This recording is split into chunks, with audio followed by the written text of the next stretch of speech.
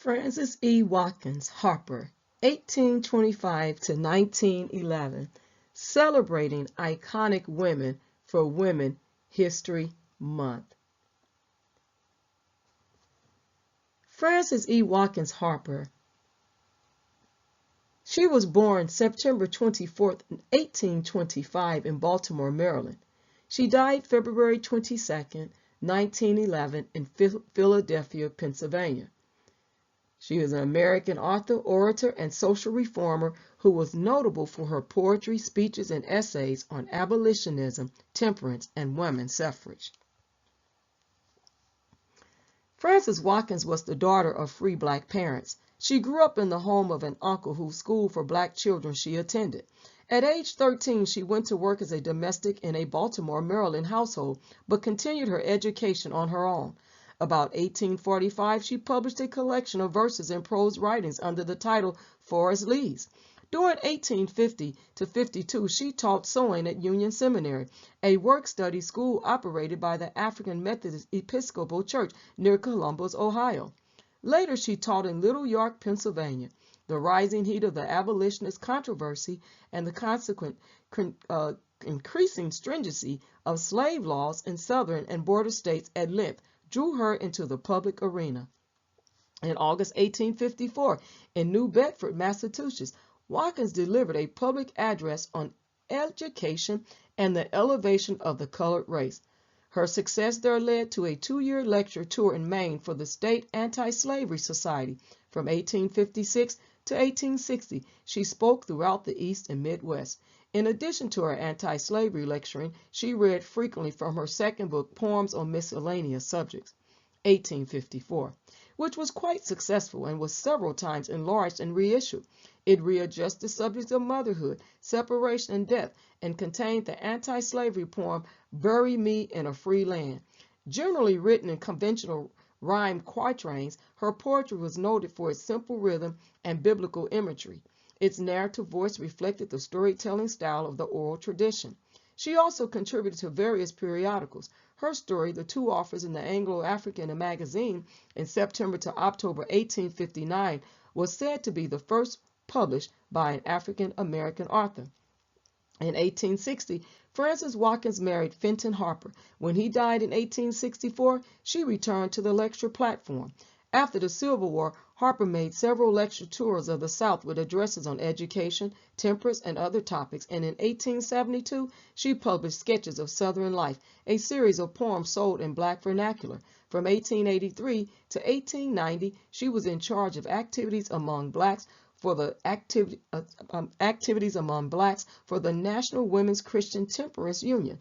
She became a director of the American Association of Education of Colored Youth in 1894, and in 1896, she helped organize the National Association of Colored Women, of which she was elected a vice president in 1897. Her novel, Iola Leroy, or Shadows Uplifted, was published in 1892. She also wrote 3 novels serialized in the Christian Recorder, a religious periodical, Many Sacrifice, Sowing and Reaping, and Trial and Triumph, all of which were published in book form in 1994.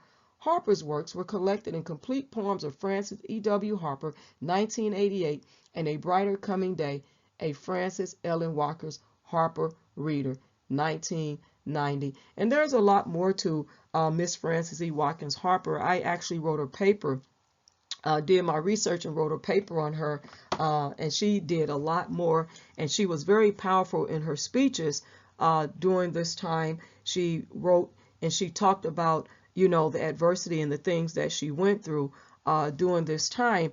And one of the things about her book is that there is a quote from one of her books, the excerpt from We Are All Bound Up Together. And so it's a very good book, and this was just a iconic woman that I just wish I had have known her back then, because she did a lot of work for other people. She believed in, you know, men and women be sharers of one another, working together. She helped men get land, and she talked about that. Get land, help men, encourage them to go purchase land.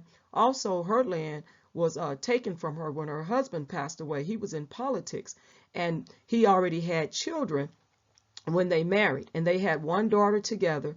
And she actually, when he passed away, his children, her stepchildren, went to live with his mother, the grandmother, and while she went to make more money, because when he passed away, she went back on tour to speak, and she took her daughter with her. She also, her land was taken from her, and her house she purchased didn't have her husband's name on it, but they took it from her when they went to pay his bills that he owed his debts. And so they took her land, and she had to actually repurchase her land. And when she repurchased it, she paid double for what she had originally paid for the land.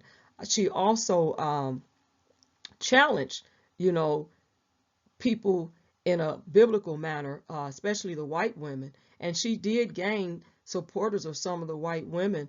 And also, she alongside of her was Frederick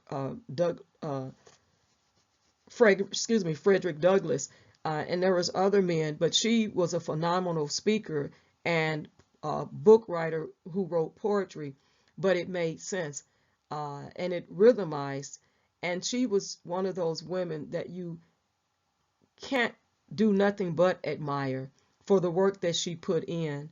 And you might want to read one of her books if you get a chance. We're all bound up together.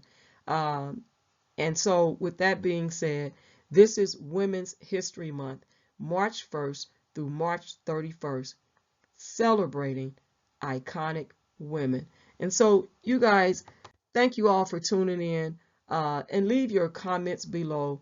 She was, again, a phenomenal woman that did the work, and she deserves to be recognized and celebrated during Women's History Month. God bless you all on today.